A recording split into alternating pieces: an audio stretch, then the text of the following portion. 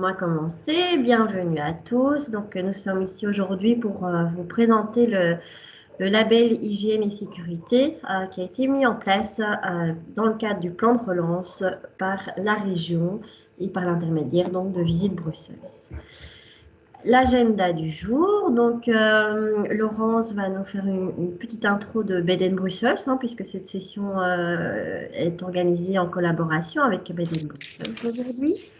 Et puis nous avons Laetitia qui va nous présenter le contexte dans lequel le label a été lancé et le processus de labellisation. Donc voilà, comment vous pouvez finalement rentrer vos dossiers et demander à être labellisé et à rejoindre les établissements déjà labellisés aujourd'hui. Je vais vous partager quelques testimoniaux des premiers labellisés, vous montrer pourquoi ils l'ont fait, ce qui est intéressant et voilà, ce qui les a convaincus dans ce projet. Et puis, quelques études, quelques chiffres que nous avons, d'une étude que nous avons lancée en début d'année et ce qui est prévu au niveau du plan de communication autour de ce label. Et puis, donc, vous disiez la session Q&A qui normalement est à la fin si nous avions été nombreux, mais comme nous sommes peu nombreux, n'hésitez pas à interagir pendant la présentation, tout simplement en levant votre petite main virtuelle, donc via l'icône tout en haut. Vous avez l'icône avec le petit bonhomme et la petite main pour lever la main, ou simplement en posant vos questions dans le chat et on y reviendra. Voilà, Laurence, je te laisse la parole. Donc bonjour, d'abord merci d'être là aujourd'hui avec nous. En petit nombre, c'est très sympa comme le disait Céline. Voilà, alors je pense qu'on a déjà fait connaissance avec quelques-uns, on a quelques-uns de nos propriétaires présents là. Et nous, en tant que Bed Bruxelles, représentants de chambres d'hôtes, autant de réservations que fédérations, on trouvait important de rappeler peut-être aux propriétaires quels étaient, avec Visite Bruxelles, les points que vous pourriez améliorer pour rassurer les futurs clients, on l'espère, pour le printemps à venir. Alors, nous, on est une petite structure, donc pour recontextualiser, Bed Bruxelles, ça existe depuis une trentaine d'années. On fait de la réservation court et moyen terme de meublés, que ce soit les chambres d'hôtes, les colocations, les studios, les appartements. Et en même temps, on accompagne les propriétaires dans leurs activités, puisqu'on existe depuis une trentaine d'années. On trouvait vraiment important de parler de se rappeler de ce label. D'abord, d'une part, pour vous aider, comme on le disait, à rassurer les clients sur la qualité et le respect des règles sanitaires. Mettre en place tout un nouveau mode d'accueil. Et effectivement, les choses ont beaucoup changé et donc vos visiteurs seront différents, auront des questions différentes et auront sans doute des problématiques ou des attentes différentes. Donc c'est important peut-être d'en discuter ensemble parce que je pense du coup, surtout en tant que chambre d'hôte, parfois on se sent un petit peu isolé dans son activité et c'est chouette peut-être de pouvoir partager les différents modes d'accueil que vous mettrez en place. Alors, ça, je pense que Céline en reparlera, mais ce label, il est destiné, si vous voulez vous labelliser, uniquement aux propriétaires enregistrés. Alors, pour ceux qui ont fait les démarches, c'est génial, ça leur donnera une visibilité supplémentaire. Et on estimait qu'avec toutes les démarches que les propriétaires de chambres d'hôtes ou non, voilà, je parle dans le cadre de chambres d'hôtes, c'était important qu'ils aient aussi des avantages de cette visibilité d'enregistrement qui a pris quand même, qui prend du temps et de l'énergie. Et alors, le dernier petit point, c'est que nous, on est content de multiplier nos actions avec Visite Bruxelles, en collaboration avec Visite Bruxelles. Donc voilà, je suis contente que Céline partage ça avec nous et voilà, je te laisse la parole. Merci. Merci. Et donc, Laetitia va tout de suite rentrer dans le vif du sujet et va nous parler du contexte et du processus de labellisation. À toi, Laetitia. Vous voyez bien les slides passer? Dites-moi si ça ne passe pas. Parfois, il y a un décalage. Non, très bien. À toi, Laetitia. Je suis désolée, ma connexion a bien sûr bugué.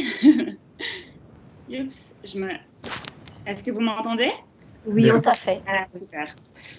Alors, j'attends juste que le PowerPoint se charge. les aléas de Teams et de ma connexion. Alors voilà, donc moi je vais vous parler du contexte et de la procédure. Donc tout d'abord, quel est l'objectif de ce label? Donc ce label a pour but tout d'abord d'informer et de rassurer le public national mais également international sur les mesures qui sont prises par Bruxelles, donc en l'occurrence pour les lieux touristiques, pour rassurer dans les lieux touristiques les nationaux et les internationaux. Ensuite, ce label a aussi pour objectif de faire respecter les règles qui sont applicables à tous les secteurs, ainsi que des règles qui sont spécifiques à chaque secteur. Ce label s'adresse aux attractions, aux musées, aux hébergements touristiques, aux visites guidées, mais également au secteur de l'Horeca, aux venues, aux événements et aux salons. Alors, pour nous aider dans l'analyse des dossiers de candidature, nous avons fait appel à Socotec, qui est un de nos partenaires de certification. Donc il nous aide à analyser les dossiers qu'on reçoit de chaque partenaire pour un petit peu nous aider dans cette procédure. Alors, quelques flash news, donc quelques événements qui se sont passés depuis le début de 2021. Donc, en janvier 2021, on a lancé une procédure en ligne, une formation en ligne pour tous les établissements qui sont labellisés.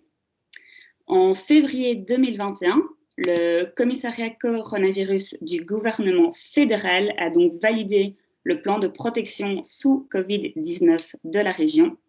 Et alors, durant ce mois de mars, nous avons lancé des recommandations pour accueillir les personnes en situation de handicap lors de la crise sanitaire. En quelques chiffres, donc le label, pour l'instant, nous avons plus de 100 partenaires bruxellois qui sont labellisés, dont 67 qui ont bénéficié du fonds label.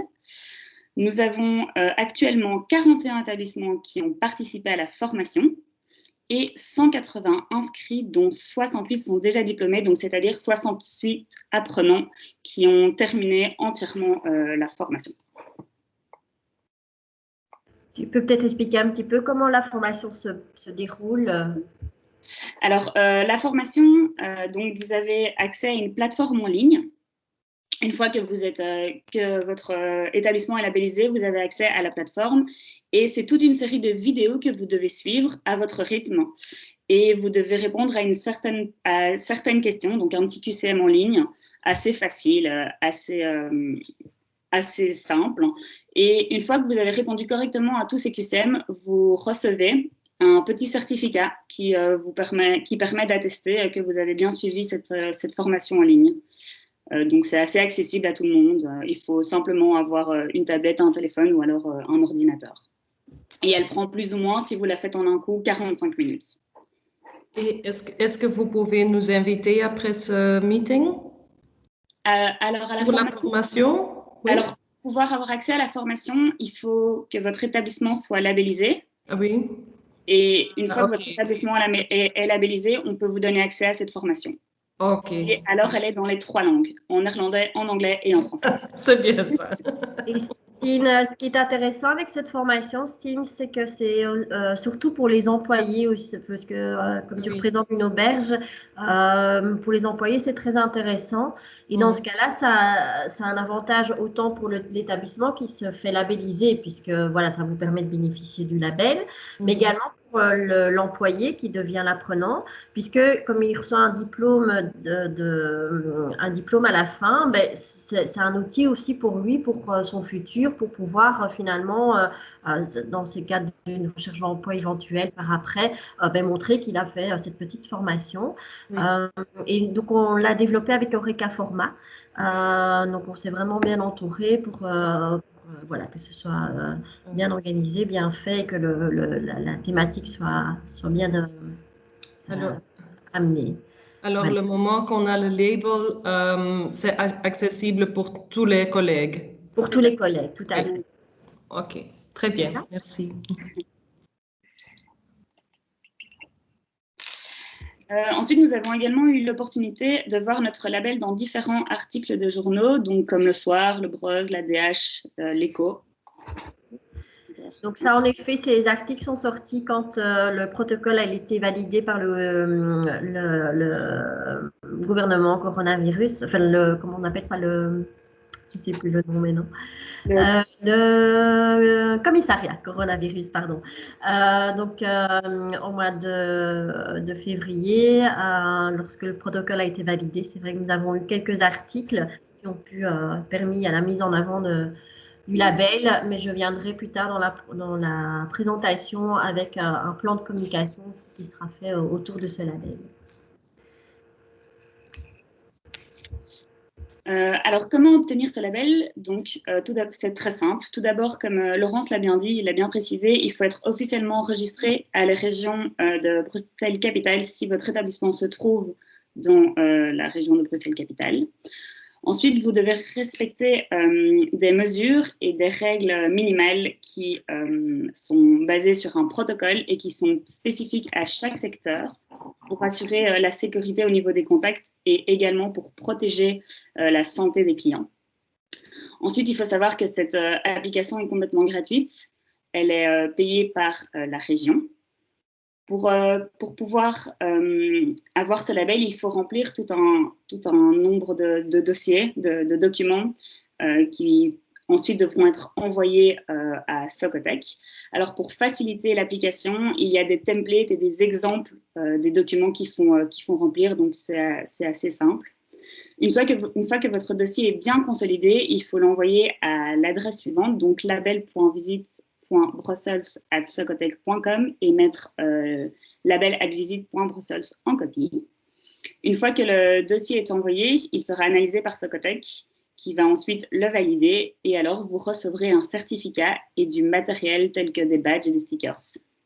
Et alors, comme je vous ai dit, vous aurez accès à la formation en ligne dont je viens de vous parler. Puis, prochainement, quand les mesures sanitaires nous le permettront, nous allons... Attends, c'est une petite serve, revenir sur l'autre.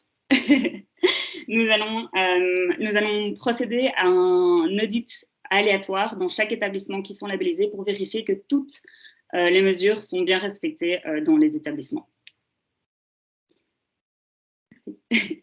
Et donc, comme vous pouvez voir ici, c'est toute la liste des documents que vous devez fournir à Socotec pour pouvoir être labellisé.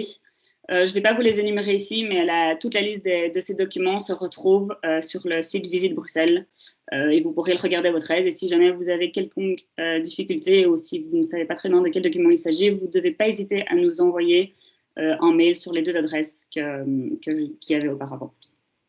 Je laisse la parole à Céline. Oui, donc comme Laetitia le disait, tout est vraiment bien expliqué sur notre site. On vous donne les informations ici, mais vous ne devez pas tout écrire parce que vraiment tout est bien expliqué sur le site. C'est Laetitia qui gère les mails label Visite Bruxelles. Donc comme elle disait, n'hésitez pas à la contacter si vous avez une question, une interrogation. Le but, c'est de vous accompagner et de s'assurer que vous soyez à la fin labellisé. Donc, ce label n'a pas pour effet d'être contre-productif, que du contraire. Donc, si vous avez toute question ou tout problème a une solution, donc on peut trouver des solutions ensemble, n'hésitez pas. C'est vraiment important qu'on soit tous fédérés autour du label parce que ça va vraiment permettre de positionner Bruxelles comme une destination où on est en sécurité au niveau sanitaire pour y voyager. Donc, c'est vraiment important. Et donc, ici, c'est quelques testimoniaux que je vais vous partager des premiers labellisés. Nous avions par exemple comme hôtel le Penta Hotel. Je vais juste agrandir pour moi. Voilà, changer la présentation. Vous voyez toujours mon slide? Oui. C'est juste que je ne suis pas dans la... Excusez-moi, je vais juste essayer d'agrandir pour que je puisse voir. Ah voilà. Donc, le Penta Hotel était un des premiers établissements labellisés, en effet, donc ils étaient immédiatement enthousiasmés par le label et par le fait de se labelliser. Le but, ben, vous allez voir, c'est ce qui revient un peu dans tous les testimoniaux, c'est de vraiment se rassembler autour de ce label et de donner un sentiment de sécurité aux visiteurs. Et donc, voilà, ils trouvaient ce label intéressant et important pour cela. Je vois qu'il y a une question, une main levée. Je vous laisse Oui, la parole. oui, bonjour. Bonjour. Basilique. Tout d'abord, merci pour cette session. On vient de commencer en septembre 2020, donc dans une situation qui est assez difficile. Nous avons une maison typiquement bruxelloise qui est divisée en 4 appartements et tout est donc contactless. Donc, tout le monde rentre avec son propre code. Donc, on ne voit personne. Et donc, l'aération, la ventilation, la désinfectation et tout ça se fait comme le protocole parcouru aussi par Airbnb et tout ça. Nous avons aussi la désinfectation automatique pour les mains quand ils rentrent et aussi des gels et tout ça dans les appartements même. Maintenant, je me demande, bon, les protocoles qui se font par exemple par le Penta Hotel avec des allers-retours, chez nous, ce n'est pas possible. Donc, il y a une porte d'entrée, une porte de sortie et un hall. Donc, on ne peut pas faire un suivi dans un cercle. Donc, déjà, ça, je me demande qu'il y a peut-être des procédures, des protocoles qui ne peuvent pas être appliqués sur des petites accommodations, hébergements touristiques comme le nôtre. Ça, c'est ma première question. Est-ce qu'il n'y a pas une division pour des grands hôtels, des grands appart-hôtels ou des hébergements touristiques qui aimeraient aussi avoir le label? Et la deuxième question que j'ai, c'est, je crois que j'ai une fois lu, parce que j'ai une fois parcouru déjà vos dossiers, et il y avait marqué qu'il fallait avoir une chambre pour mettre quelqu'un en quarantaine lorsqu'il pourrait être risque d'avoir le Covid ou quelque chose comme ça. Je ne sais pas si je me trompe que c'est pour tout le monde, parce que pour nous, ce n'est pas possible. Il y a 4 appartements individuels, isolés, mais il n'y a pas des chambres à part pour mettre quelqu'un en isolation. Ça, c'est mes 2 questions. Merci beaucoup. Alors, donc pour répondre à la première, donc en effet, vous verrez qu'il y a un protocole que vous devez compléter et il y a la possibilité de mettre aussi non applicable si le point demandé n'est pas applicable pour votre établissement, puisqu'évidemment, ce qui doit être mis en place dans un hôtel n'est pas la même chose de ce qui doit être mis en place dans des plus petits établissements. C'est vrai que nous n'avons pas encore eu pour le moment, vous verrez, je vous partagerai le lien des établissements labellisés. Nous avons énormément d'hôtels, mais nous n'avons pas encore de plus petits établissements du type B&B et autres logements touristiques. Donc, il se pourrait qu'il y ait des non-sens que nous n'ayons pas encore détectés. Et donc, c'est pour ça que n'hésitez pas, si c'est le cas, à nous le faire savoir et qu'on puisse adapter finalement ce protocole ensemble et avancer ensemble. Comme je disais, le but, c'est que ce ne soit pas contre-productif et que ça reste logique autant pour vous que pour le visiteur. Donc, cette mise en quarantaine, par exemple, je la note parce qu'en effet, elle existe pour les hôtels et là, c'est évidemment une obligation. Par contre, pour des plus petits établissements, je ne sais plus comment c'est présenté. Et là, je vais vérifier s'il n'y a pas peut-être une adaptation à faire, justement, peut-être par rapport au nombre de chambres ou vérifier avec Socotec comment on peut faire pour adapter ce point. Celui-là, honnêtement, je dois vérifier. Mais donc voilà, vous voyez, n'hésitez pas à nous faire part de vos retours. Hein, vous êtes les premiers dans ce type d'établissement qui allez commencer à vous faire labelliser. Donc n'hésitez pas et on adaptera tout ce qu'il faudra adapter de manière que ça reste évidemment productif et efficace pour tout le monde. Christine, je vois que vous avez levé la main. Oui, en fait, moi aussi, c'est des chambres d'hôtes et c'est dans ma maison familiale. Donc, ça veut dire Enfin, on a 2 chambres, on a 2 maisons mitoyennes, donc les autres entrent par le 39 et nous habitons principalement au 41, mais le 39 est aussi occupé par nous. Et donc, nous avons seulement 2 chambres, donc il exclut d'avoir une chambre pour des personnes en quarantaine. Et d'autre part, ce sont 2 chambres qui rentrent vraiment dans notre maison. Ça, c'est vraiment, je dirais, la définition par excellence de la chambre d'hôte chez l'habitant. Donc, il faudrait peut-être voir un petit peu ce qu'on peut faire. Jusqu'à présent, j'ai eu une personne qui malheureusement n'avait plus de chauffage cet hiver et donc elle est venue chez nous. Donc je lui avais bien promis qu'on allait nettoyer tout. Enfin bon, bref, ça s'est très très bien passé. Mais c'est vrai que je ne pourrais pas faire ce que vous me disiez. Là, vous me dites pour la quarantaine, pour la circulation, etc. Ça c'est impossible. Oui, oui. Oui, non, pour la circulation, ça, je pense que c'est possible de cocher non applicable, mais je vais vérifier. Il y a juste cette histoire de quarantaine où je ne sais plus comment on l'a présenté. Ça, c'est quelque chose à vérifier, mais je note. Ça va. Merci. Bonjour, Oui. Lester à l'appareil. Oui, tout d'abord, merci à toutes les équipes d'organiser la session.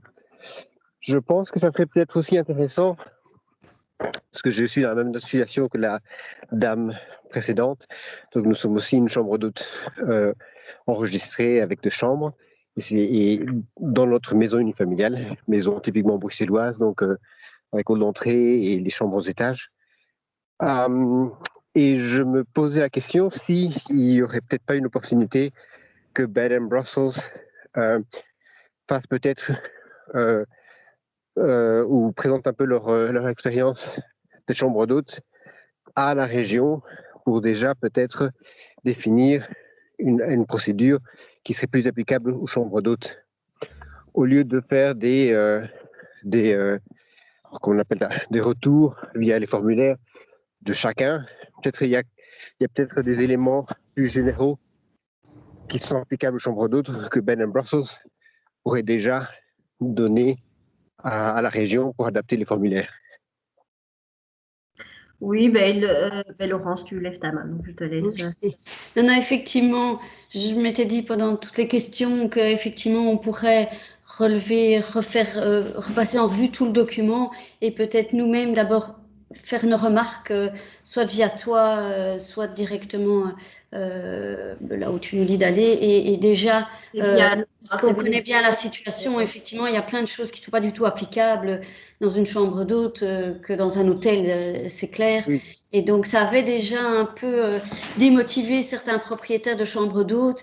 Et donc, l'idée, c'est plus de motiver que de démotiver et de trouver effectivement des situations qui puissent convenir aux chambres d'hôtes. Donc, l'idée, effectivement, ce serait que nous revoyions tout le document, qu'on fasse nos remarques et que déjà on voit ce qui est adaptable ou non adaptable, si ça convient à tout le monde comme ça. Oui, tout à fait.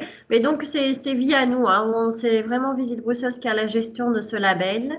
Et on fait ça avec Socotec, puisque Socotec, finalement, Visit Bruxelles n'est pas une entité qui peut labelliser et qui peut lancer un label. Et c'est pour ça qu'il y a Socotec qui est derrière et on construit ça ensemble. Mais c'est une très bonne idée, oui, Laurence, si tu peux du coup parcourir et finalement faire un petit peu le trajet d'un labellisé.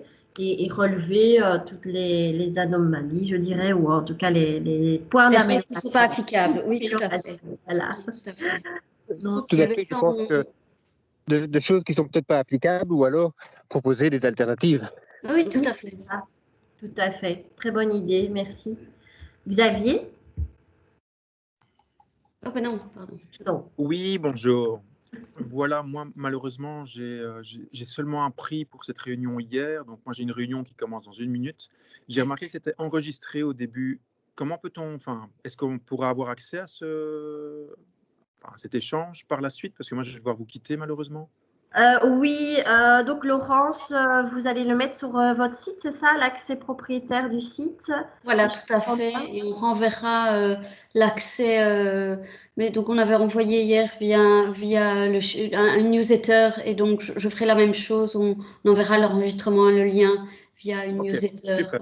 Merci. Je vous souhaite une très bonne journée en tout cas, que tout se Bonne passe bien. réunion, merci quand même. On va retirer, je pense, de toute façon, cette session. À mon avis, on va, une fois qu'on aura amélioré justement le protocole, on pourra très certainement réitérer cette session d'information tous ensemble. Ok, ça va. Mais je me mettrai en contact avec vous pour me labelliser en tout cas. Passez une très bonne journée. Au revoir. Bonne journée, merci, au revoir. Alors, donc voilà, les testimoniaux, de toute façon, vous recevrez évidemment la présentation, donc je vous laisserai parcourir. Là, on avait le Made in Louise, hein, qui est un établissement plus petit. Là, nous avons itinéraire, donc les guides, on vous disait, hein, ce label est pour les guides aussi, et, les tours guidés. Bruxelles Bavard, une venue, là où les règles sont encore un petit peu différentes évidemment, et là ils ont même investi dans des thermomètres voilà, pour prendre la température, le Beaux-Arts, les restaurants Vincent et la taverne du Passage. En espérant qu'ils puissent réouvrir bientôt. Le tram expérience. Voilà, ça c'est quelques-uns non labellisés, mais comme Laetitia le disait, nous avons actuellement plus de 100 labellisés. Je vous enverrai les liens de tout ça sur le site. Je vais déjà les mettre dans le chat par après. Alors, donc en début d'année, au mois de janvier, Visite Bruxelles a conduit une enquête afin de connaître les comportements de voyage et les intentions de voyage au niveau local, national et international, en s'arrêtant aux pays limitrophes, en fait, qui sont la France, la Hollande et l'Allemagne. Et donc, les conclusions de cette enquête, si elle vous intéresse, je pourrais vous dire où vous pouvez la trouver plus en profondeur sur les sites. Mais les conclusions de l'enquête, c'est que, bon, évidemment, la tendance générale est à la baisse des activités culturelles, mais que proportionnellement, les jeunes, donc 48%, et les familles, 41%, tendent plus à consommer autant, voire plus de culture qu'avant la crise. Donc, les 55 plus sont les plus inquiets quant au risque de contamination, ce qui explique en partie qu'ils sont drastiquement diminués leur sortie. Et donc, ça, c'est un point très intéressant pour nous conduire ensuite la communication autour du label. Je vais vous expliquer. Et donc, en ce qui concerne le label, les seniors, par contre, y accordent le plus d'importance, mais comme ils sont les plus inquiets, ils sont relativement les moins rassurés par ce dernier. Et aussi, parallèlement, on a fait une étude de notoriété du label, et on voyait que pour le moment, le label était plus connu au niveau local par les plus jeunes, et les plus de 55 ans le connaissent moins, mais ce qui est facilement explicable puisqu'ils sortent moins de chez eux, et pour le voir, pour le moment, il faut sortir pour le voir sur les façades des établissements actuellement labellisés. Donc, grâce à ces études, hein, comme je vous le disais, si vous voulez, je peux vous envoyer l'étude complète, les liens en tout cas, mais ça nous a permis de définir les prochaines étapes du plan de communication qui va s'articuler en plusieurs étapes. Alors, l'enquête a été faite aussi au niveau international par rapport aux pays limitrophes. Et on voit, j'ai vraiment pris qu'un slide, mais elle va beaucoup plus en profondeur, comme je le disais. On voit que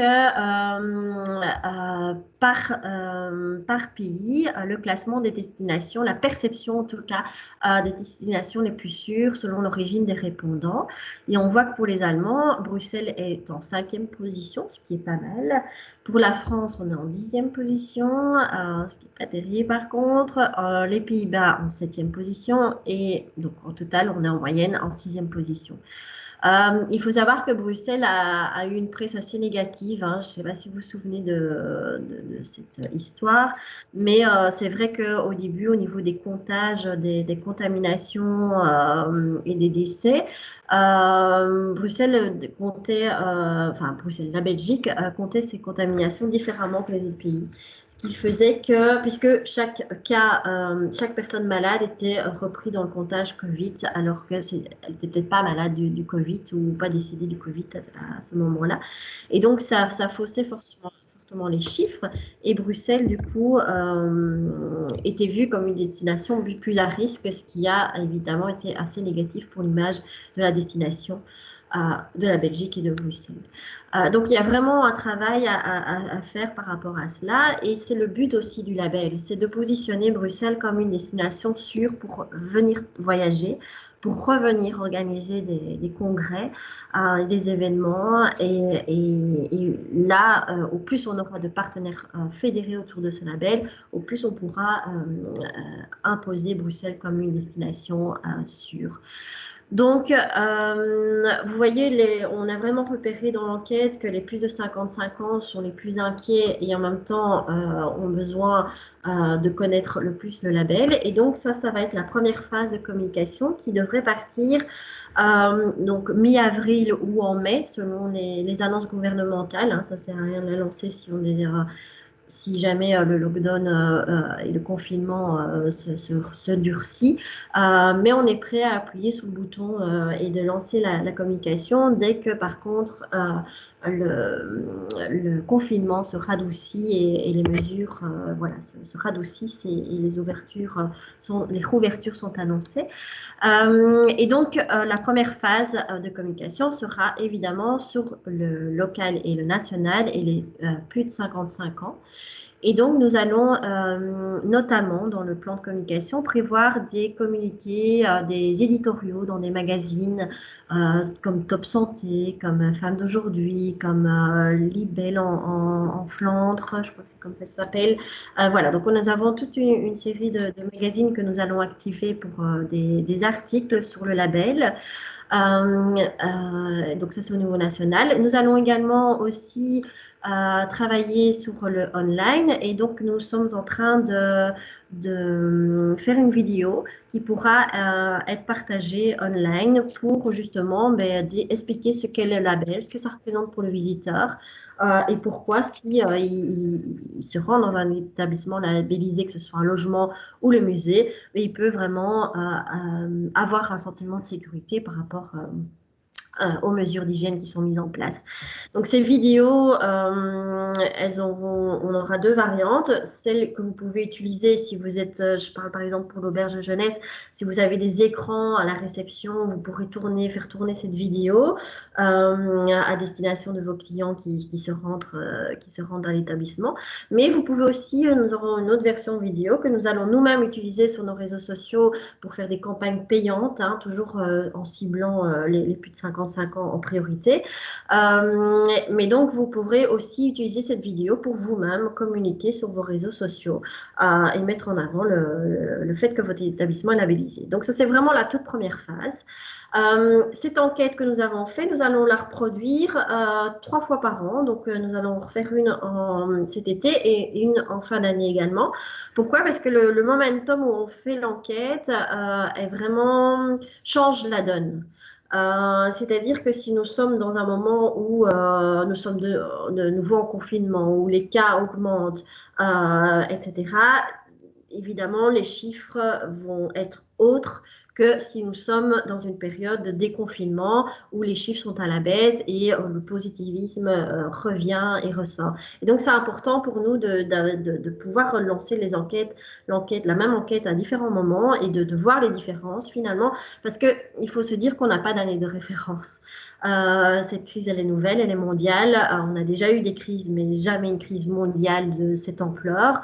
Et donc, c'est grâce à cette enquête qu'on va pouvoir ajuster finalement nos communications et nos efforts pour remettre Bruxelles en avant et remettre Bruxelles top of mind, destination quand on pense à voyager, que ce soit pour les affaires ou pour le loisir.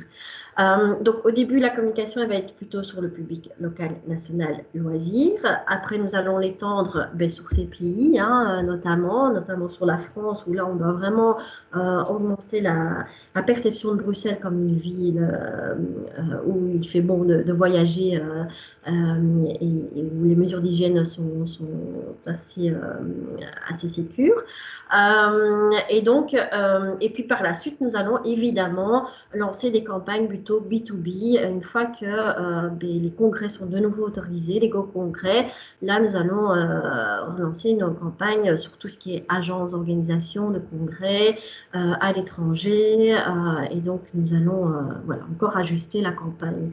Donc, le but, c'est que vraiment mettre en avant ce label à différentes phases, pour différents publics et pour différentes raisons, mais toujours avec la ligne rouge de refaire venir les clients, les visiteurs à Bruxelles et de positionner Bruxelles comme une ville sûr. Voilà. Je vois que Christine a une question. Oui. Non, on ne parle pas de vaccination. Est-ce que ce serait un rôle à jouer de pouvoir dire qu'à Bruxelles, par exemple, je ne sais pas, hein, il y a un taux de vaccination important. Bon, mon mari et moi, on est presque vaccinés entièrement. Donc, des autres qui reçoivent d'autres personnes et qui sont vaccinées, ça a peut-être un sens aussi. Je ne sais pas. Voilà, je vous lance la chose. Mais c'est vrai qu'il y a beaucoup de jeunes qui ne sont pas vaccinés et que nous, on a la chance ou la malchance d'avoir 65 ans et donc on est déjà vaccinés. Mais en tant que Visite Bruxelles, on ne peut pas obliger les établissements labellisés à se faire vacciner, à vacciner tous leurs employés. Donc, c'est un sujet un peu plus délicat. Mais par contre, vous-même, dans votre communication, évidemment, vous pouvez rajouter ce point dans votre communication propre, je dirais. Mais ça ne fait pas partie d'un point obligatoire au niveau du label, en tout cas pas actuellement. D'accord. Donc voilà, donc là c'était la partie Q&A. Donc oui, vous voyez aussi, donc au mois ce mois-ci, au mois de mars, nous avons sensibilisé les labellisés au niveau de l'accueil des personnes à mobilité réduite, par exemple. Donc voilà, c'est quelque chose aussi, on désire vraiment créer aussi un effet de communauté de labellisés pour qu'ensemble on puisse réfléchir et adapter le label et réfléchir à ce qui pourrait être mis en place, à ce qui pourrait être mis en avant, etc. Donc le but aussi c'est après de construire, de pérenniser en fait ce label ensemble.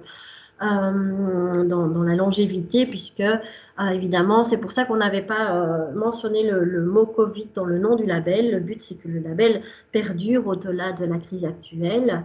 Et puisque, voilà, il semblerait que finalement, on devra vivre avec cette habitude de prendre plus de mesures sanitaires sur le long terme. Voilà. Est-ce que vous avez encore des questions? Moi, j'en ai encore une. Oui. Ah, je crois que j'ai muté un participant au lieu d'AVC. Je suis désolée, j'ai coupé la parole. Vous pouvez reprendre. Il faut peut-être réactiver votre micro. Bon, en attendant, on va prendre Francis. Oui, vous venez pratiquement de répondre à la question que je retenais.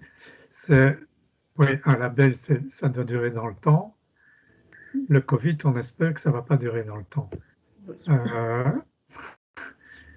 Est-ce que ça ne devient pas des contraintes qui deviennent double emploi aussi à tout ce qui est déjà mis en place pour faire reconnaître son logement ou son accueil? Mais le label n'est pas obligatoire, hein, et le protocole est toujours adapté selon les annonces gouvernementales aussi.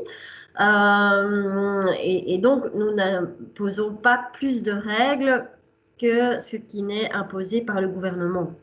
Le label a pour but de nous assurer que ces règles sont suivies. Et qu'elles sont mises en place dans les établissements. Et voilà, le label est à vous mettre en avant par rapport à cela, mais ce n'est pas une obligation, évidemment. Ok. Alors, Stine? Oui. Oui. Alors, un des documents, c'est une preuve de la communication interne pour les emplois, oui, mes collègues. Mais nous sommes fermés depuis octobre et je n'ai pas de collègues ici, qui sont tous à la maison. Qu'est-ce que je fais avec ça? Oui, normalement, c'est, tu sais, en effet, si l'établissement était ouvert, mais je suppose que pour la réouverture, vous allez préparer ce genre de choses, de rappeler si vous avez une entrée pour les employés, de rappeler qu'il faut se laver les mains, qu'il faut se désinfecter les mains, des choses comme ça. Donc, c'est simplement prendre des photos, des petits panneaux qui seraient mis comme ça au niveau des employés. Des visiteurs aussi d'une part, mais des employés d'une autre part. Est-ce que c'est le genre de choses que je suppose vous allez mettre en place pour la réouverture de l'auberge? Donc, éventuellement... Je ne sais toujours pas quand je peux réouvrir, mais oui, mais évidemment, je vais faire une semaine avant qu'on va réouvrir. j'invite tous les collègues et je fais un petit training pour tout le monde. Oui, pour les informer, hein. Oui. Oui. Mais tu vois, si tu expliques déjà ce que vous allez mettre, le fait que vous êtes fermé actuellement, mais que vous avez l'intention de mettre ça en place par rapport aux employés, voilà, ça sera suffisant pour le moment. Ok. Ça va? Ok. Merci. Alors, on a Derdre. Je sais pas comment ça se prononce, c'est Derdre, je Oui, pense. c'est Derdre, c'est ça. Ok, Oui, c'est un nom pardon. assez celte, ou bien un vieux nom de Irlande, voilà. Ok. C'est pas ma faute, c'est la faute de mes parents. Ah, mais Euh, au moins, c'est méconnu. oui. Ah. Bon, moi, j'ai un peu la même chose, mais moi, je suis toute seule. Donc, à vrai dire aussi, moi, pour les documents que j'ai parcourus, communication interne, ce serait, bon, je peux le mettre, hein, je peux remplir le document, mais bon, ça ne sert à pas à grand-chose, ce serait plutôt pro forma parce que ce serait pour moi seule, quoi. Ce serait juste pour avoir le dossier complet. La même chose pour les communications externes. Je n'ai pas des externes qui viennent dans les différents appartements. J'ai presque même pas de contact avec mes hôtes, hein, parce que ils y reçoivent leur code par mail et par téléphone. Ils rentrent et moi, je rentre après qu'ils sont partis. Et puis, j'ai pour moi-même rédigé en Excel les différentes étapes que je dois nettoyer, hein, comme le remote control pour la télévision et tout ça, que je fais pour moi-même le check, les points de lumière et tout ça. Ça, c'est la seule chose aussi que je pourrais mettre, ainsi que des photos de différents claviers pour rentrer dans l'appartement, ainsi que l'affichage pour désinfecter automatiquement ses mains avant de rentrer dans les escaliers, ainsi des photos de l'établissement à l'intérieur de l'appartement avec le savon, avec le gel et tout ça, les masques qui sont remis aussi dans l'appartement. Mais pour le reste, tous les documents que je vois un petit peu, ce serait juste déclaré, mais ce sera pro forma, sauf le dossier où il y a marqué donc le grand dossier où on doit, oui, le protocole pour le médecin et tout ça, la quarantaine. Ça, je pourrais pas remplir. Oui, ça, on est d'accord. Chose. Donc, moi, je pourrais mettre un document provisoire chez vous et que vous me faites le retour. Alors, ce que je pourrais encore faire de plus et que de mon côté, je regarde en dehors de ces documents ce que je peux remplir pour démontrer que tout est sain et sauf, quoi.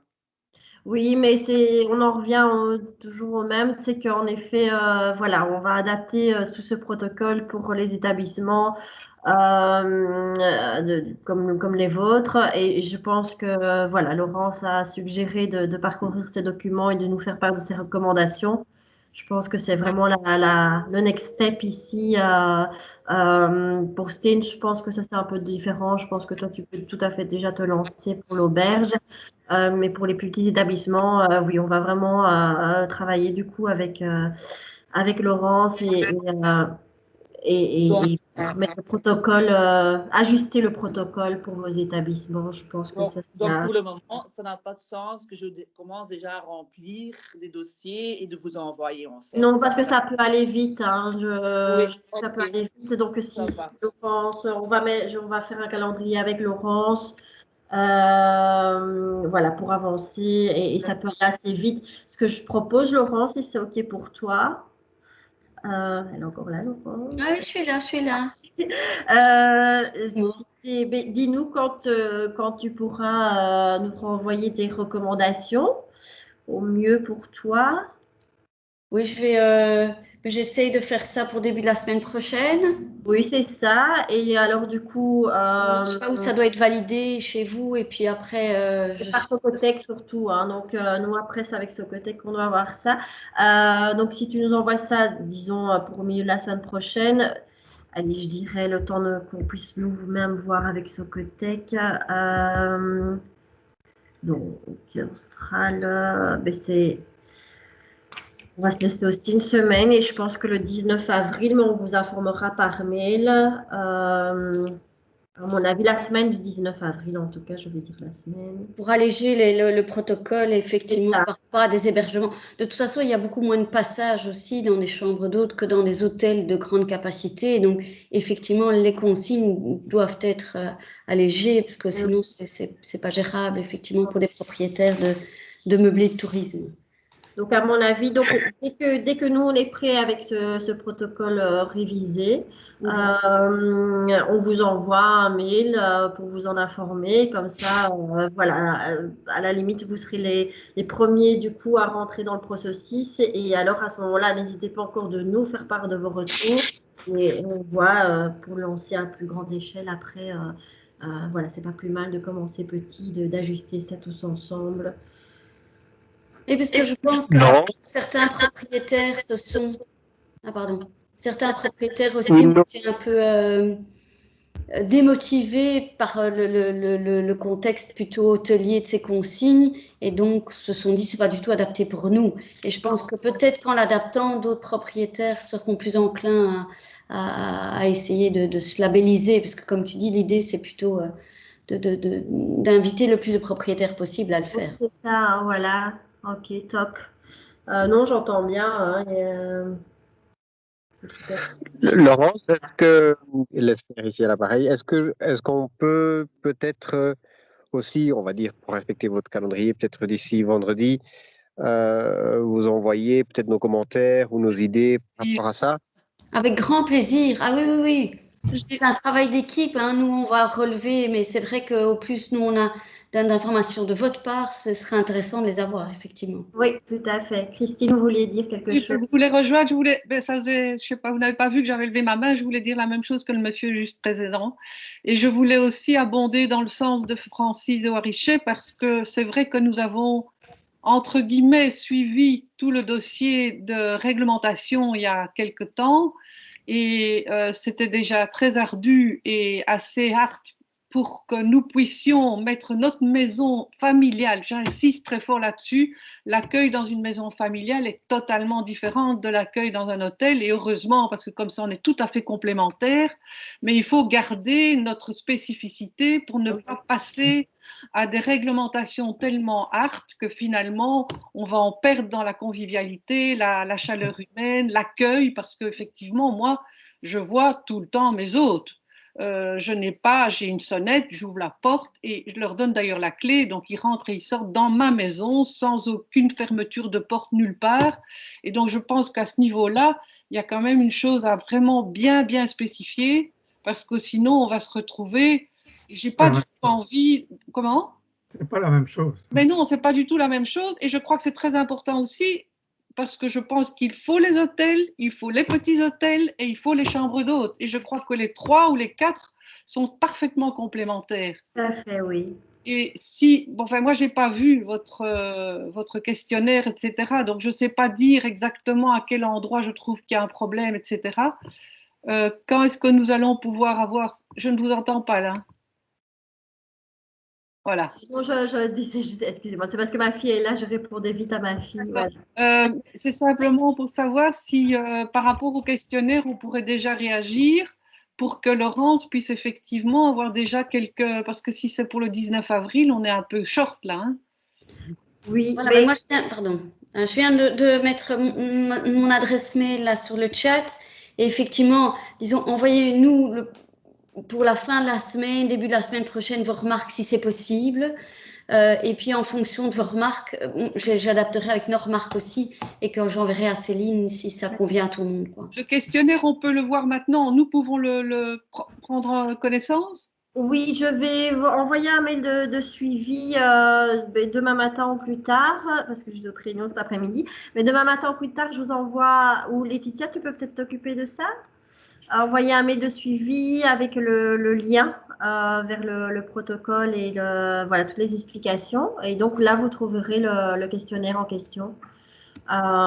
Et donc, en effet, si vous apportez tous vos commentaires à Laurence d'ici la fin de la semaine, comme ça, Laurence peut rassembler et nous faire part de ce qui est pertinent. Et nous, on continue avec l'agence Socotec.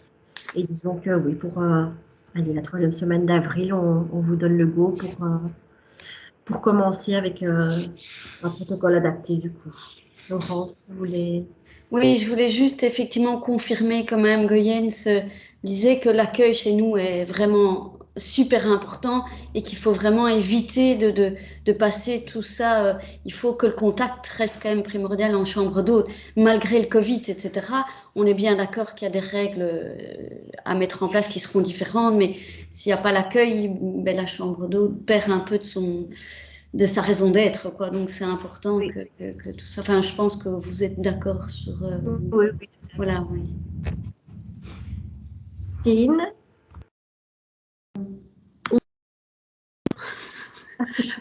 Pardon. Je ne sais pas si j'ai bien compris de ce que Christine a dit. Est-ce que c'est le 19 avril le deadline pour le label Ah, je n'ai pas compris alors. Non, on disait comme on va adapter le protocole pour les plus petits établissements comme les chambres d'hôtes. On se donne, nous, comme deadline avec Laurence de Beden Bruxelles, la semaine du 19 avril, pas le 19 fixe, mais la semaine du 19 avril, pour avoir revu le protocole et pour pouvoir lui proposer quelque chose de plus adapté et plus cohérent avec le service de chambre d'hôtes. Mais pour toi, Stéphane, pour l'auberge, je pense que là, pour le coup, on est assez similaire aux hôtels. Et je pense que tu peux déjà te lancer. Mais n'hésite pas, hein, si tu vois quelque chose qui ne va pas par rapport au service auberge, alors n'hésite pas et on voit ça ensemble de nouveau. Nous, on a besoin de votre aide et de votre vécu et de votre expérience pour pouvoir... Je pense que pour nous, ça va, mais la seule chose est que nous avons adapté aux mesures flamandes et c'est un petit peu différent que les règles bruxelloises. Alors, je dois chercher s'il y a beaucoup de choses qui sont différentes ou pas, mais je pense que les grandes lignes sont la même chose, mais oui, je dois regarder les détails un petit peu. Mais ce serait intéressant, oui, de voir ça parce que le but, c'est que ce soit le plus... de nouveau, ça ne doit pas être contre-productif. Hein, voilà. Si tu peux nous faire ton retour, tiens, ça serait intéressant de voir ça et de voir finalement ce qu'on peut adapter, ce qui est peut-être mieux ou moins bien. Oui. Oui, ce serait intéressant si tu peux nous faire ton retour, du coup. Okay. Ça va. Merci. Alors, est-ce qu'il y avait encore des questions? Laurence, c'est une nouvelle main ou c'est une ancienne main? C'est une ancienne. Voilà. Alors, est-ce que vous avez encore des questions? Non. On va lire tout ça. On va lire tout ça. Donc, pour demain matin au plus tard, on vous fait le mail de suivi. Donc, on vous envoie le lien où vous pouvez trouver toutes ces informations, tous ces questionnaires, etc. Donc, si vous avez le temps et la gentillesse d'envoyer vos premiers commentaires à Laurence d'ici début de semaine prochaine. Et puis, Laurence, nous, on reste en contact pour la suite et on voit ça avec Socotec pour avancer au plus vite et on vous tient au courant. Alors, ça va? Ça va, super. Mais merci. Merci aussi. Merci aussi. Merci Céline, merci à tous pour vos motivations, vos ouais. Par les temps qui courent. Dank u wel. Bedankt. Oui, je pense que ça fait du bien aussi de se regrouper. Et on peut éventuellement, Laurence, on peut en discuter, mais réitérer, comme je disais, cette session avec d'autres propriétaires. Mais vous pouvez revenir aussi, peut-être partager votre expérience avec d'autres propriétaires. Je pense que ça aussi, ça motive toujours quand on a le vécu d'un propriétaire qui puisse partager et motiver les autres. Donc voilà, on peut en discuter, mais je pense que ce sera intéressant de continuer à se voir plus ou moins régulièrement. Ça pourrait peut-être intéressant si le formulaire ou la procédure a changé d'ici l'évaluation que vous allez faire fin avril. Peut-être refaire une session ne fût-ce que pour souligner les points qui ont été changés et clarifier la nouvelle procédure pour que tout le monde soit au clair. Et je ne sais pas si d'un point de vue région, ça voudra dire qu'il y aura peut-être un nouveau lien sur le site pour un nouveau formulaire où ce sera le même formulaire appliqué. Donc, ça serait peut-être intéressant de en effet se revoir ou se réécouter fin du mois d'avril. Ok, ça va. Ben, écoutez, on va mettre ça en place. Alors, Laurence, qu'est-ce que tu en penses? Oui, oui, très bien. Ça motivera sans doute d'autres propriétaires, effectivement, si on allège tout ça. Donc, on va regarder. Maintenant, je ne sais pas concrètement comment ça peut se faire, si c'est des choses compliquées à mettre en place.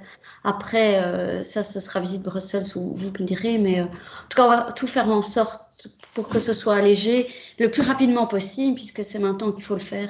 Oui. Et revenir avant fin avril, de toute façon. Oui. De toute façon, par mail avant fin avril, et on voit pour organiser ben, soit fin avril, soit début mai, parce qu'on y sera vite finalement, on est déjà le 30 mars. Une session, je pense que c'est important de se revoir de toute façon, et voilà, d'essayer de fédérer plus de propriétaires encore. Ça, je compte sur vous aussi de devenir les ambassadeurs de ce label, finalement, au sein de votre communauté. Ça va? Super. Voilà. Merci. Merci. Bon après-midi. Oui, Bon après-midi. Au revoir. À bientôt. Au revoir.